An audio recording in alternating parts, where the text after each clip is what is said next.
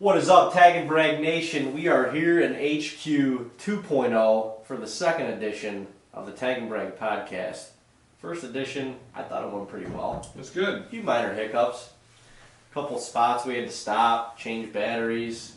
Shoo off some dogs. Dogs were coming into the set, scratching at the doors. You know, just minor things that everybody's got to deal with. But all in all, I think it went pretty well. It was cool to kind of take a little walk back down memory lane. Yeah. I mean, it sparked some ideas and just like it just sparked like different stories, I guess, that we haven't really touched on in a while. No, you go back and remember. I just remembered a lot of things that we went through in our whole path to get where we are at now, and it's it's pretty interesting. It is. You're reminded of a lot that we went through. Yeah, exactly. A lot of ups and downs. But today, I think we want to kind of bring it more to the present, talk a little bit about what we're doing right now, and what kind of things we're getting involved in, how we're keeping our season, our outdoor lifestyle alive. Let's start with, what do we want to start with? I don't know, we could talk a little bit about shed hunting, but it's just like, shed hunting to me is, I don't know if it's necessarily luck, but like we were talking about earlier, either the deer are there and they drop their horns and you walk through the woods and you find them, or vice versa. Yeah, I mean, in my opinion, there's a little bit of an art to shed hunting, but a lot of it is, like you just said, that if the deer they herd up this time of year, they're usually with each other a lot in groups, high numbers, densities high, especially where the food is. And if you're not in one of those areas, I mean, you might find a shed or two here or there, but you're not going to find a whole lot. No. So it's really if you have access to those areas, and the people that do have access to those areas where you see they're throwing 12, 14 sheds on their tailgate, and you're like, gosh, how come I stink at shed hunting? It's really not you, it's just where you're shed hunting.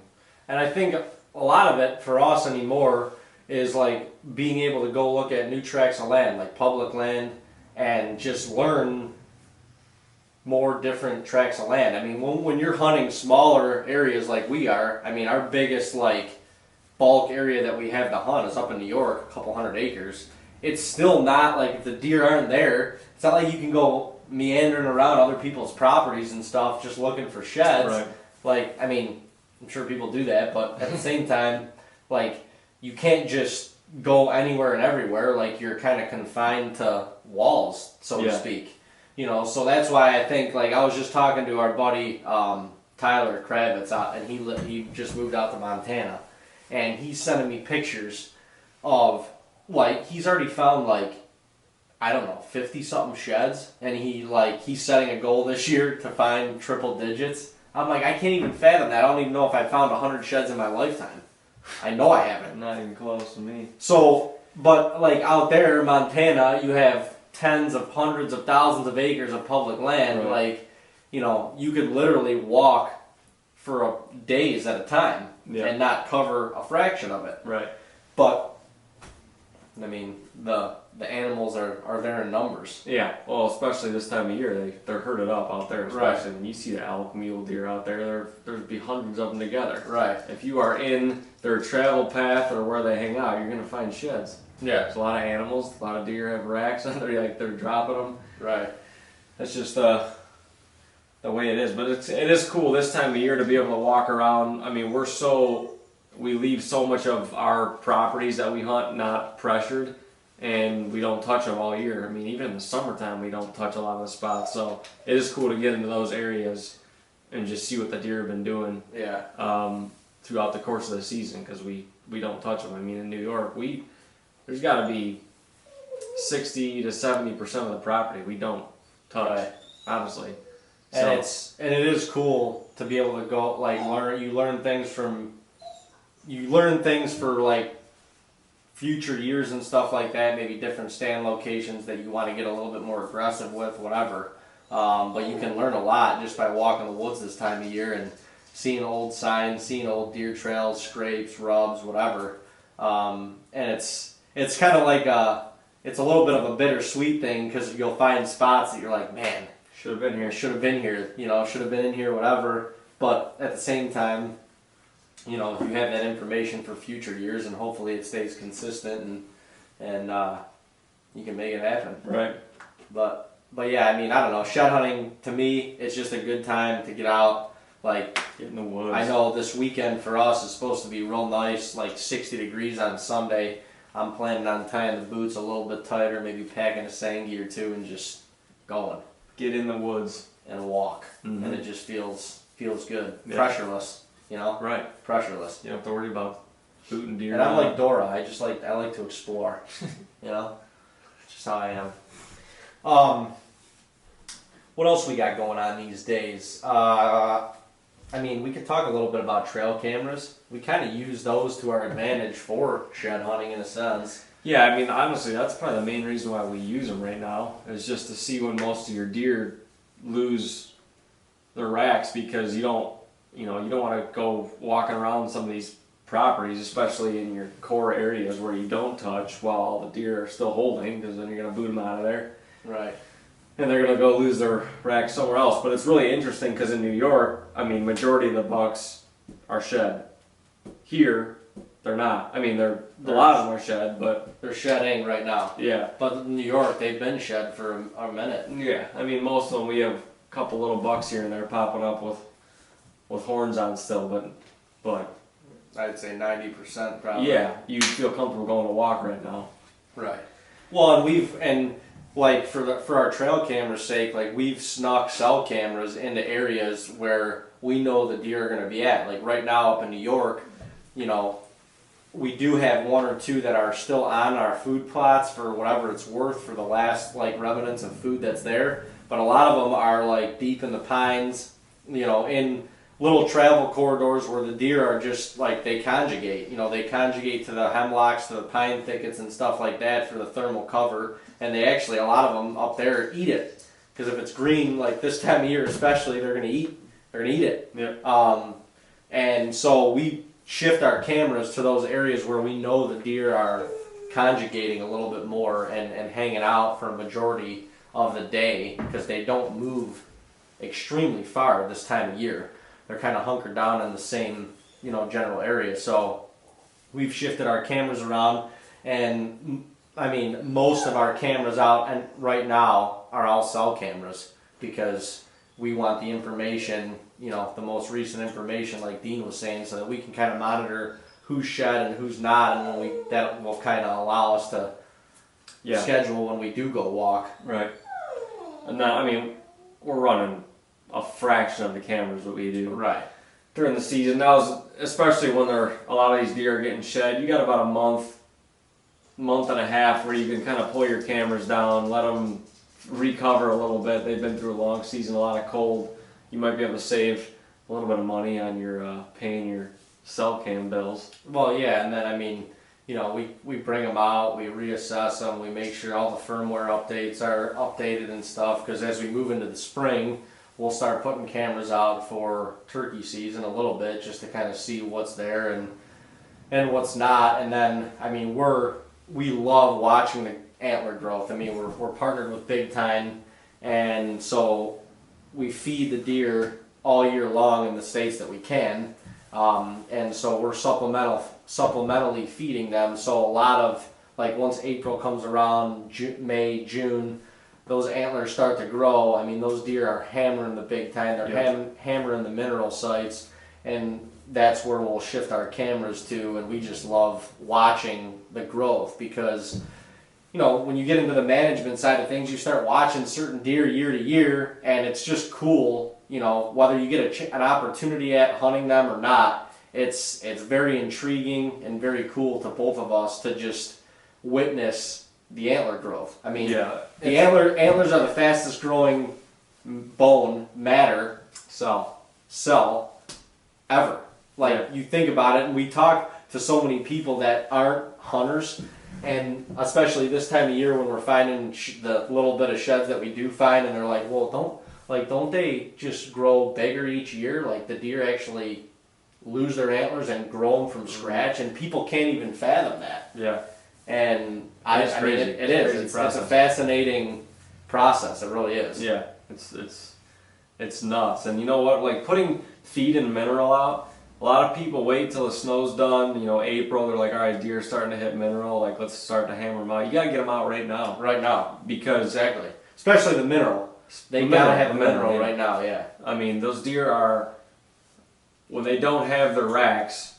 You have to get their mineral supplemented before they start developing the bases of their antlers, because it's going to affect it that way. And before they start growing their antlers, they're going to start storing these minerals in their rib cages and their bone structure for their antler growth. So as soon as their antler growth starts, they are ready to just blossom. Yeah. I mean, a lot of people, let's stack out the mineral in April and May when they're, the buck's already growing a little bit. Sure, it'll help, but you want to get some big bases and everything like that. It needs to be out right now. I mean, arguably, it needs to be out all year. Well, when you think about that, the deer are already, like, the food is diminished. Like, they're eating the last of any little foliage and stuff that they can right now. They're worn down still from the rut, which was intense this year. And so, I mean, we've put mineral out already for the past month or so. Oh yeah, just really haven't had it out all year, but yeah, started replenishing it here in Ohio. And that's one of the things that we've done over the past couple of years is there's a lot of the spots that we have in Ohio, we have specific mineral sites that we replenish year after year, and we replenish them every month or 2 months or whatever. There was actually somebody, I can't remember who it was, on Instagram asked this question yesterday or the day before, on a 100-acre piece, how much mineral do you want to put out? And for us, on a 100-acre piece, you probably want to put out 50 pounds or so a month, or mineral? two. Yeah, but I mean, that's a lot, but we like to disperse it out in different spots so that you can, because I mean, obviously you get a majority of the deer that are probably using that 100 acres. But there's other deer that, that's their outer limits or whatever. So having it in a couple different areas allows you to kind of capitalize on different deer using them, and it allows us to kind of assess where, certain deer are moving, and if they're using that whole 100 acres, if that's their core, or, if it is just kind of one of their outskirts, and now we got to, branch out a little bit and figure them out a little bit more. But yeah, the mineral right now, I mean, that's probably the most important thing to be putting in front of the deer, even, outside of the actual big time nitro blend with the corn and the soybeans and everything. Obviously, that's good too, but being able to have a mineral site or two on your property, even if it's a smaller piece, right now is just, it benefits everything. Yeah. And what people don't realize, sorry to cut you off, but what people don't realize too is the does are pregnant right now, and they're going to be dropping babies in the next couple months. It is so important for a healthy herd in general for those doe to have those minerals to produce healthy babies, because that first year as a little button buck or whatever, if they can have a strong first year, because they're healthy, because their mother was healthy, because they got nursed well and stuff like that, because they were all provided those good minerals, it's going to benefit the herd. That button buck is going to be a good size 1.5 old deer, and then you keep the mineral out, and you just see how the snowball effect keeps going. Right. But no, I mean, there's all trace minerals are beneficial for deer, especially fawns like that, but you gotta have phosphorus and calcium. We say it all the time. Gotta have a high number of phosphorus and calcium in your mineral for it to be beneficial for antler growth. The least amount of calcium and phosphorus. Yeah. And so, I mean, you just do your Dean is a research guru, and I'll give him all the credit in the world for that. We talked about that a little bit last time, but he's researched this. We've used, how many different minerals have we used? A lot. Probably 80% of the minerals out there we've tested, and there's a certain 3 to 4 that we won't stray away from because of those percentages. I mean, we just won't. Yeah, no, the percentages are huge, and it's ratio based. So usually it's about half the amount of phosphorus than calcium. Like it's got to be in that kind of ratio for the blend to like work. But yeah, if you don't, I mean, antlers are made up of phosphorus and calcium. Right. It's all like that's how they're science. That's how they're created. You can't argue science. So, and we're talking about in terms of antler growth. Like I said, the trace minerals and everything are good for deer in general, their health. Just having a well-balanced diet and getting the nutrients they need to, especially for fawns. But if you're talking about antler growth and you want to benefit, which a lot of people do, gotta have phosphorus and calcium. Amen. Just do your research, look it up. You want to message us, DM us, we'll help you out. Otherwise, you might as well go to like Tractor Supply and just get a cattle salt lick. Right. Well, I mean, no, seriously though, the deer will still lick, like they'll use it. Cattle do it. Right. And you could put it in front of a camera if it's legal and probably get pictures and stuff like that. Oh, no doubt. No doubt. But I guess going along with that, let's talk a little bit about Food Plot Chronicles, and that's kind of the next, mine on top of turkey season, but we'll actually probably start the Food Plot Chronicles a little sooner than that. But we did a little mini series last year called Food Plot Chronicles, and we just kind of threw it out there last minute. We were trying to be creative and come up with something that we could entertain people, but also educate people. I mean, that's really what we're here for. We truly just document what we do instead of trying to make everything look perfect. Right. We're not saying our way is the highway and you should do it this way or whatever. We're just putting it out there on how we do it and showing and documenting the successes and the failures that we have. So Food Plot Chronicles, we are pumped.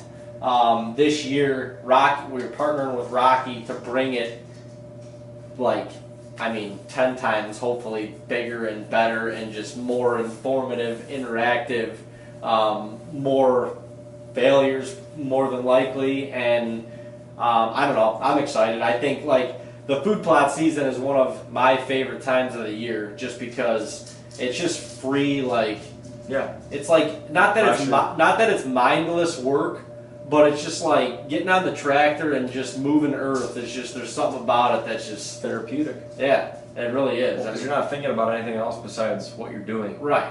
And it's one of the things that you, I can't even explain it. It's you're putting in all this work and you're sowing the seed, you're fertilizing, you're liming, you're trying to get all these levels right and everything perfect, but you don't know if it's going to work or not. Yeah. Until it starts growing, it starts growing. Yeah. Well, and plus the weather's got such a big factor in it. You just don't know. And so it's the variables. Like last year, we had the growing season was so wet that it made it very difficult to grow anything, and so there was a lot of hurdles that we had to kind of get over. We got our beans in super late. We tried to plant cornfields 2 or 3 different times, completely failed with that, and some of our food plots were junk, basically. Yeah. I mean, we went, you think about it from years past to what we had last year,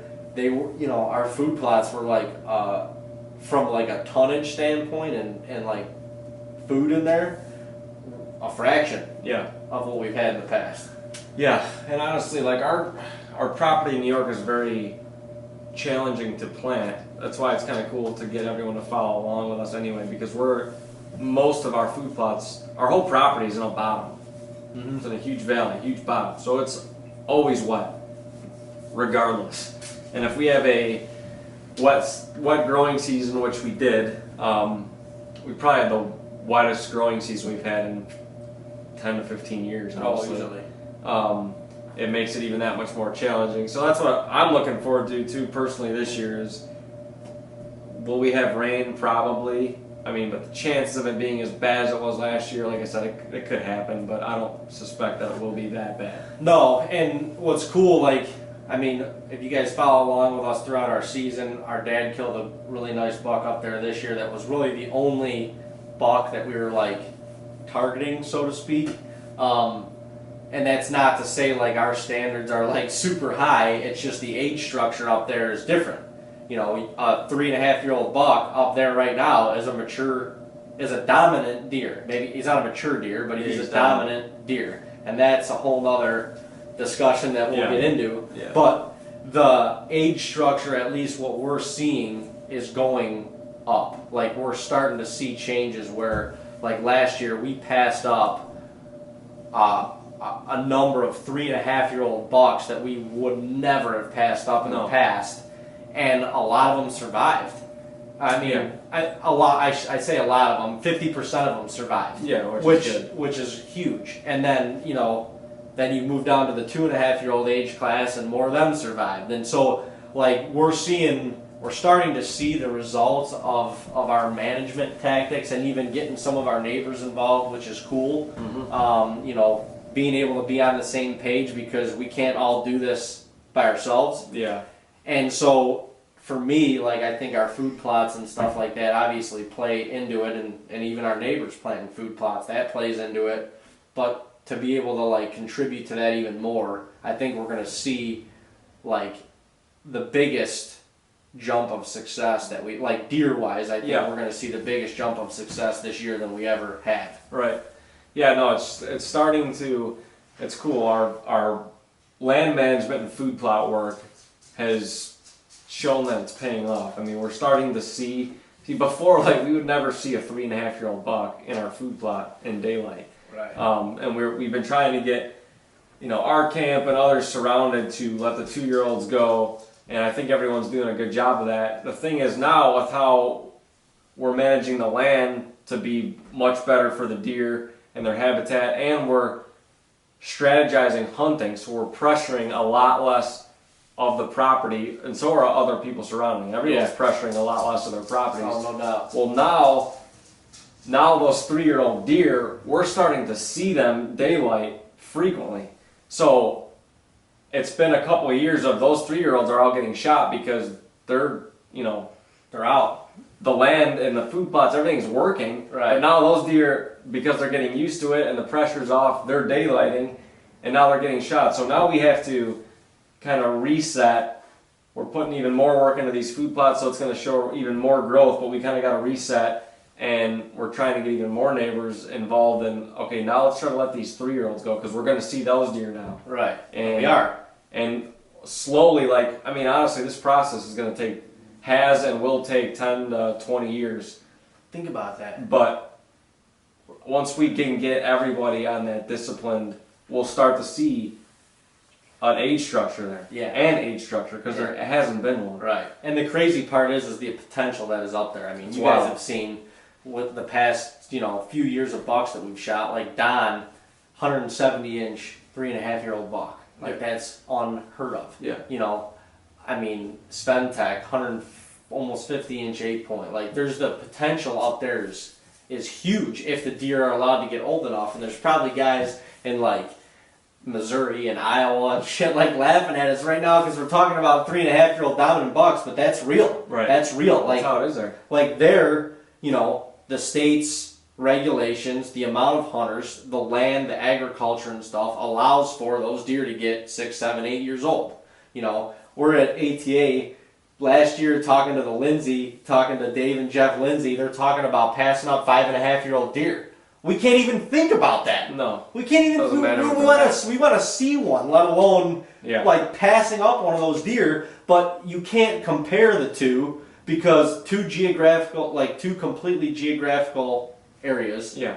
And two completely different deer herds and age structures, and you can't compare one state to the other and get discouraged on where your property's at. You just have to take it for what it is and realize, like that's I think one of the things for us over the last couple of years in New York especially is like we've just kind of taken it for what it is. Like we can't think that this place we're gonna pass up a couple deer a few years in a row and all of a sudden we're gonna be hunting 5.5-year-old Iowa giants. Yeah. It just doesn't happen that way. Because some of them get weaned, get taken out. Right. It's a process. Like they're not all going to make it, and you can't get frustrated on it because most of it's out of your control. Exactly. I mean, a lot of it is. Yeah. when we're doing our part to right improve it, but you can't think about passing up or hunting like these older bucks if they're not there. Like when you're in Iowa, I mean, yeah, we've hunted a lot of states and stuff, and it is cool. If you didn't see potential in New York or the area we were at, it'd be a different story. Right, but it's there. Like the potential is so there. Right. So, I mean, and yeah, you go to North Dakota and stuff like that. Like we've experienced an age structure. You see it out there. Like you look at a 2 and 3 year old buck way differently out there because there's old deer out there. Exactly. So you hunt differently. And there's a lot of people we talk to that think we're nuts for spending so much time in New York because it's just like, sometimes it does get frustrating. It gets to the point where it feels like you're beating a dead horse and you're not like hunting what you want, what you're like in pursuit of, essentially. And that's, once again, that's us. That's nobody, like, other people would go up there and have a field day. And not that we take it for granted by any means, but we're also, like, it's where we grew up hunting. Yeah. And we're now creating, like, our dad, Uncle Jay, my grandpa, like, so many other people got us into hunting on that land. Completely different style of hunting. Yep. Doing man drives, it was different. Like, everybody had their spots, like, that's where they went to hunt. Like, you had one spot. Like, when you were going to hunt, you went to your stand, you climbed up in it, and you hoped for the best. Yep. You didn't hunt the wind. No. You didn't hunt a specific deer. There was no trail cameras. You didn't even know it was around. No. It was a complete mystery. Right. But now, we're, like, what we've kind of grown up in, or what we've, like, witnessed, we're trying to bring to our, like, home hunting grounds, and we're changing it for Dad and Uncle Jay. Yep. And, anybody else who gets to experience that. So it's like, I don't know, it's a shift. It's a major shift. Evolution, but it's cool. I guess getting back to Food Plot Chronicles, like, that's just one of the things that we've created from this whole thing, and we're looking forward, like, thankful to Rocky for helping us out on this project. It's not a small project by any means. No. I mean, the food plots in general aren't a small project, but producing it and, like, bringing it to the viewer is definitely not, like, an easy task because, like, we're both the type of people, we want to get out there and just go get shit done. Right. You want to get on the tractor, you want to just go move ground, and you're not worried about, like, necessarily showing people, but I think it's important. It's very important. I think it's important for us to be able to just document it. It's important to be able to show it because that kind of shows other people can do the same thing too. And mind you, like, we have tractors and stuff like that now and equipment that help us out planting bigger food plots. We started with, like, a weed whacker and one of those, like, whatever they're called, those whacker things. You literally swing around and, like, whack brush around, and we would whack little areas of grass out in front of our tree stands just so there were, like, little openings that we thought were fields. Yeah. Like, that's how it started. Yeah. And weed whacking the, like, different fields and paths, and then it kind of graduated to, like, we got that 40-inch or 44-inch cutting deck, so we'd be doing circles with the rhino. And cutting what we thought were food plots, and we were just mowing the grass pretty much, or mowing the... They ate it, but... it got down to the clover and they ate it, and then all of a sudden we started, trying to turn the grass, and we were doing loops in the four-wheeler, thinking that in the mud and throwing seed down, whatever, and so it's evolved, like Dean said. It's been 10 plus years already of that, like, since the beginning of that mentality, really. Of that mentality. So it's just, getting back to what we were talking about last week. It's just, if you got a goal or if you got a mission in mind, just start. Yep. Just start. Whatever you got, whatever tools you got, resources, think outside the box and just roll with it. Yep. There's nothing that you can't accomplish. But yeah, the food plot stuff will be, because some people can even say it's redundant information, but I've already learned a lot this year. If you look at the past 2 or 3 years, every year we say, we need more grain. We need more grain. We need more grain. Our turnips aren't getting hit till March. Mm-hmm. After this year, I would have said, after this year, I'm thinking, we need more turnips. We need more turnips. So it just... They were gone in, like, December. Yeah, and it does depend on the season and the food that's available around. That's a huge factor in it for sure. I mean, if there's better food around, turnips might not be as valuable. But the important thing is that your deer, when the deep freeze sets in the heart of winter, you know, that February, mid-January through March pretty much, the deer still have some sort of food. And the chances are, if you have grain, if you don't have a ton of it, it's going to be gone by then. So turnips are a huge, turnips are very important in that aspect because... Well, it's just they're versatile, you know, like, I mean, for anyone that's got like one plot to plant on their land, that's what I would suggest to plant, turnips. Sure. Because you cover the early season, middle of the season with the green foliage, and then moving on into late season, you cover that with the deer digging up the bulbs. It's the foolproof.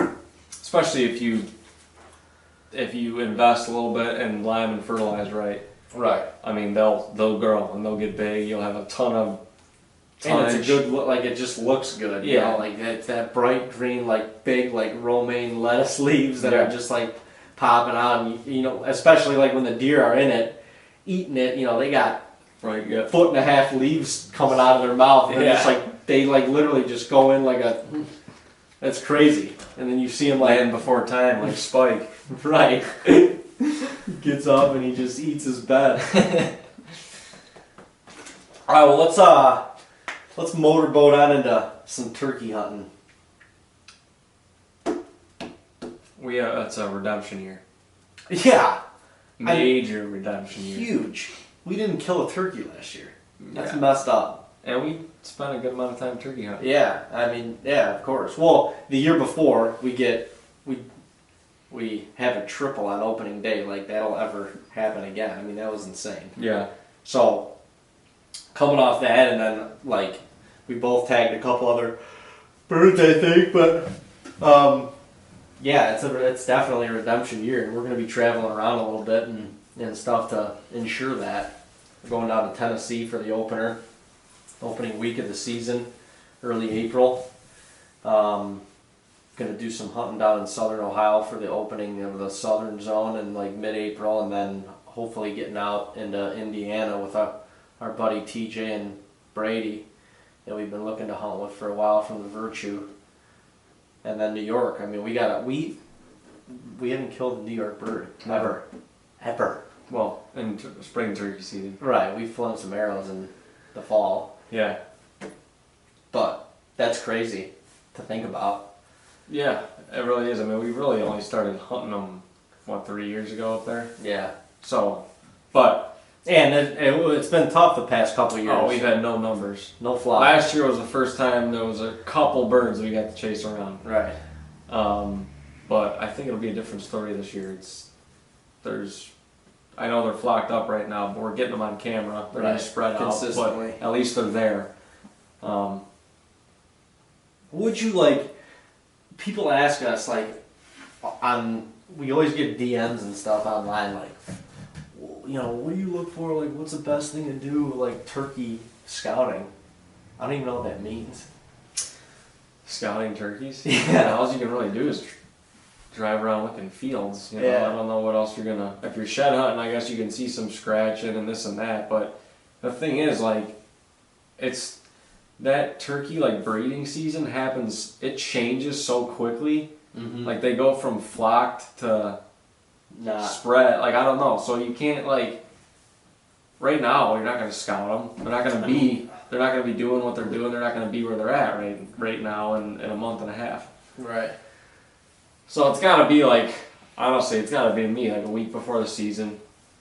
I think seeing them in fields just to see where they're coming out and right. But to start, but like, I personally think it's like on the spot scouting. Like it's like you need to hear them the night before in the roost. Yeah, and then you're in the money the next day. Yeah. Because otherwise you gotta locate them in the morning if they're not, you know, if they don't talk in the roost before night. But you're not like going in somewhere in the dark, setting up. Right. You're pretty much just finding a good locating spot. And then the birds, you know, they're obviously awake at that point, so, or they're, you know, they're seeing, they're up. Right. So you're not like, you got to find out, let me close into an area where I'm not going to get detected, and we'll try to call them in. Yeah. And you don't know if there's hens around or what. Yeah, right, that's the tough part. So you got to worry about getting too close. We done busted a free in the roost before. Yeah. Trying to get too close. Because then you're like, well, might as well go get breakfast. Yeah. I mean, really. It's too early for breakfast. Those places aren't open yet. But yeah, I mean, I don't know. That's what we know, I guess. But we don't know that much. Don't take our advice. Yeah. Honestly, we're really good at roosting birds. I think. We hear them most nights. Yeah. Well, we figure it out. Yeah. And we're excited for the next morning. And then the next morning comes around and we sleep in. No, we don't. There's been times it's raining the next morning. Yeah. Well, I mean, the next morning comes around and we'll call and, you know, I mean, sometimes we'll have them fired up. Sometimes we'll have some exciting hunts. The hard part is actually killing them. Yeah. They like to skirt around. harass. It's almost like where we have like a reverse magnetic field. Yeah. It's hard. It's hard. Yeah, I mean, you gotta, if it's accessible, you want to try to get to areas that they tend to go to when they fly down, so that you can be as aggressive or not aggressive as you want with calling, because I feel like, yeah, sometimes we're just, I don't know. The hardest part about turkey hunting is we're reversing the natural process. Like most of the times, You're right. I mean, the gobblers are calling the hens and the hens are coming to them. Right. And we don't look like hens. We don't look like hens. But yeah, we're setting up in whatever, edge of a food plot or in a spot, put a decoy out, and we're trying to call a gobbler to us. Mm-hmm. And I know that's not just us, that's everybody. Yeah. But think about it. it's a challenge. Reverse nature. One of the things that's worked for us though is what do we call it, Marco Polo?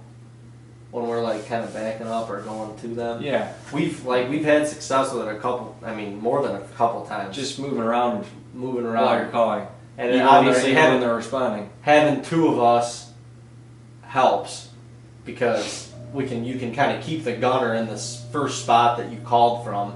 Back but up. then like we'll either go 50, 60 yards towards where we hear them calling, or towards where we hear them answering if they're like hung up, and call again, see if we can get them fired up, and the same thing, and then work our way back. Or if they're hung up but they're kind of like, we feel like they've already committed somewhat to us, like we'll send either Dean or myself 50 to 100 yards back, like away from the bird, call again, and keep the gunner in the same spot, just to kind of use that yo-yo effect to try and coax them in. I don't know. We try. We try that. The doors are all open when we're turkey hunting, and maybe that's the problem. Maybe that's the problem. Well, this is the proving year. Redemption. It's a redemption year. I mean, a lot of it, we've tried to hunt and kill these turkeys with a bow, and this year we'll bow hunt, but it's gonna be after we filled a tag or two. We're gonna slam one of them things right in the chops. Yep. No, we're not messing around. There's something about it too, doing that. I love doing that. No, we're gonna. Yeah. That's what we're gonna do. We're gonna slam some chops. Alright, what else? I don't know. What else we got going on these days? A lot of right now is Dean and I, we've got a lot of other production work in the industry and out of the industry. We're doing a couple different projects. We're doing a self-filming setup project with Fourth Arrow, which is going to be sick. And so we're working on that right now. We're working on some turkey hunting self-filming setups and tactics. Also, we'll have deer, like tree stand, blind hunting, self-filming, because it's all different how we set up and how, we've been through the ringer, so to speak, and there is not a science to it, but there's things that you can do to make your life a whole heck of a lot easier. Yeah. So we're going to be making some videos on that in the near future, which is going to be cool. We also, for everybody who doesn't know, we produce Whitetail Edge, the web show for Whitetail Edge as well, and do some of their social media work with Ben Rising, which has been a crazy opportunity for us. Yeah, like, it's been awesome. Ben was with Drury's, filming and hunting with them for 13 years prior to starting Whitetail Edge, which we just finished their 4th season, producing their 4th season. So this season is number 5, and Dean and I grew up watching him on the Drury DVDs. Yep. And he was one of our favorite dudes. 1, because he was from Ohio, and 2, just because he's just kind of like I don't know, he's cutthroat. Like, the dude just goes, like, he's a killer. There's no ifs, ands, or buts about it. Like, he is just a stone cold, it's all business, killer. And when he, like, we've learned even more this year, like, when he locks into that, like, October, November period, sometimes it's hard to even have a conversation with him. Yeah. But it's cool, because, like, Dean and I can relate to that on a certain level, although when you have, like, 15 booners on your wall, all killed with a bow, it's a little bit of a different level, but it's cool because for us, it's been an opportunity that like Ben kind of reached out to us, saw what we were doing, saw how we were kind of we created our following and stuff, and I think saw just like the charisma that we had together and our editing style and stuff, and reached out to us to produce a show. And to get to that point in your like hunting career journey, whatever you want to call it, is, I don't know, it's cool. Like, that's one of the people we looked up to growing up. Yeah. And to be able to be now working with him, working beside him and working with him and then learning on a different level of hunting from him, is pretty badass. Not like, I don't know, putting ourselves on a pedestal or anything, but it's just, it's awesome. It's humbling. Yeah, it especially when you love doing what you're doing and you're so just ingrained in deer hunting in their mind, just to be able to work beside him and get his mindset on a lot of this stuff it's awesome. It's crazy. I mean, and at this point, he's invited us into his house. We know his wife Melody, his sons, his daughters, and it's like we're like, over the past year we've kind of become family in a sense, or become extremely close, and he's opened doors for us in the hunting industry, that we never thought could be open or would be imaginable and stuff like that. So it's just I don't know, it's a cool, weird thing, but like how like your idols can become your brother in one day. Yep. And it's all been part of the journey, and Dean and I kind of just like rolling with it, but also just we've never quit. There's been many times, like we talked about last week, that we could have, but we didn't. And it's going back to like our main mission is just to inspire people to do what they love to do, whether they do it for a living or not, but just like pursue that, do it, go, do it, yeah. And you just never know what can happen or what can come of it. Right. And we're kind of sitting in this position now. So if you haven't already, we encourage you to go check out season 4 and the other seasons of Whitetail Edge on YouTube, Facebook. Follow them on Instagram. Mossio Go. We're one of the leading whitetail shows on Mossio Go, which is pretty badass for the first year of production and stuff too. So go check them out. You will learn big buck tactics from watching that show for sure. Yeah. And so that part of it's cool because Dean and I have ingrained a lot of knowledge just from being a part of it. But yeah. That's about it right now. Yeah. I think we can cut her loose there. Right. It's been another fantastic show. We appreciate you all listening in and just joining in on the bullshit, I guess. Keep the topics coming. I mean, I'm already thinking of more as we talk. Yeah, but obviously, you guys know where to find us at Team Tag and Brag on Instagram, on YouTube, on Snapchat, TikTok. If you don't follow us on TikTok, go to TikTok and follow us at Team Tag and Brag. Tag and Brag on Facebook, where all of our vlogs are launched. But yeah, like Dean said, keep all the comments coming, DMs. We answer everybody. We appreciate everybody interacting. Sometimes it's late nights, up 2, 3 in the morning, answering some of these questions and stuff like that. But we love the feedback, and we want to bring you guys content that you want. That's what we're here for. So keep all that stuff coming, for sure.